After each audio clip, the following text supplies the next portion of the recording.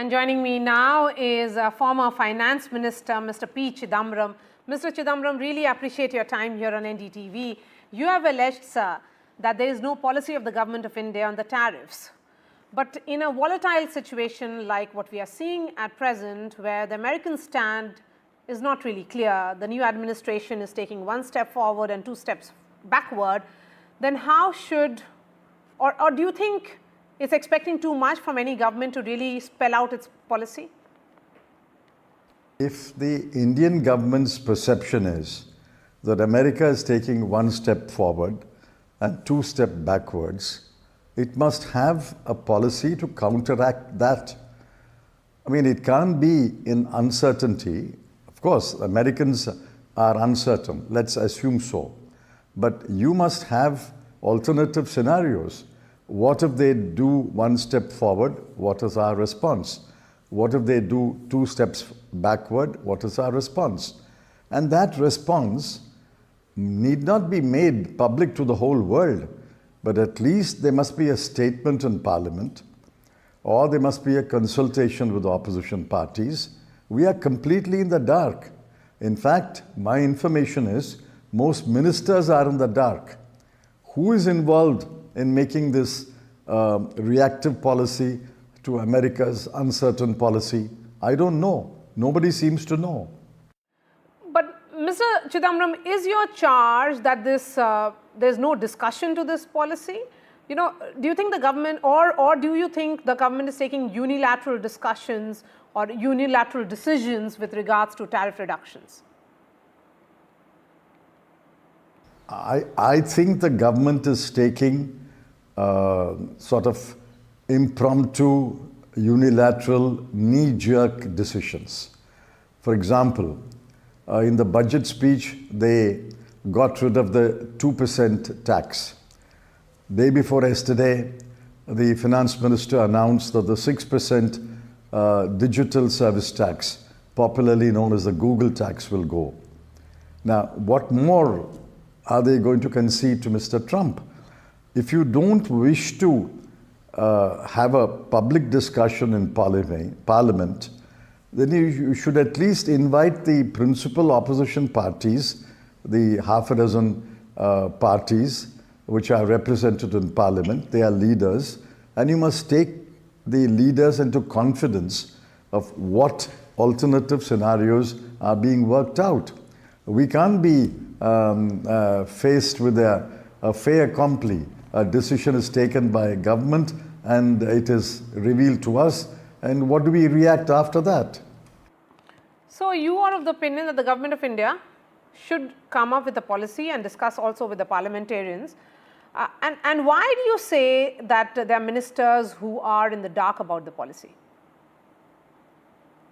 Yes, I maintain that.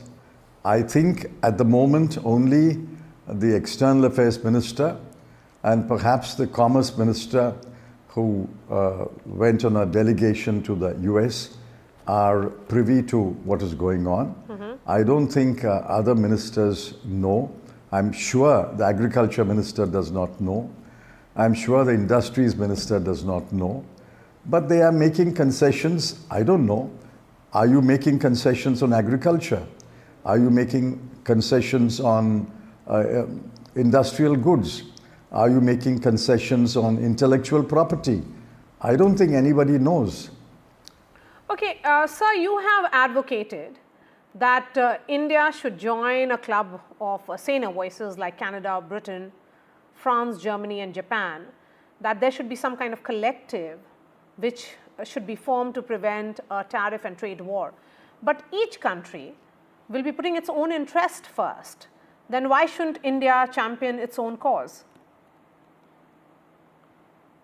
We should put our interest first, but all the countries which I have named and which you repeated are finding common ground. The common ground is unilateral tariffs imposed by the United States is unacceptable.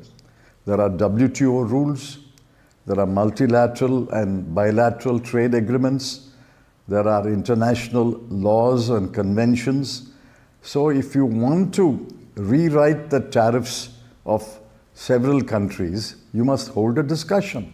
This is what Prime Minister Mark Carney of the Canada is doing.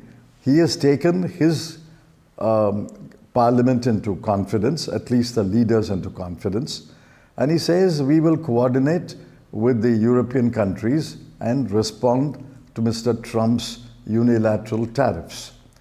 Now, I'm sure the oil producing countries are also coordinating among themselves. We are a major agricultural exporter. We are a major textile exporter. We also export a lot of industrial goods. So we must band together countries which are in the world market for agricultural exports, textile exports, and industrial goods exports, and evolve a common approach. You see, if he picks one country at a time and imposes tariffs, it will ruin the economy of that country. Suppose he picks India and he leaves other countries out. Suppose President Trump picks India and says, these are the tariffs from, on goods exported from India. We'll be ruined in a matter of 3 to 6 months. Our economy will be ruined. Okay. I'm afraid Mr. Trump is not going to group all the countries together and impose universal tariffs. He is giving a number for each country, what they have calculated, I'm told, calculated as the average weighted, trade weighted tariff. And he is going to pick out one by one and force them to surrender.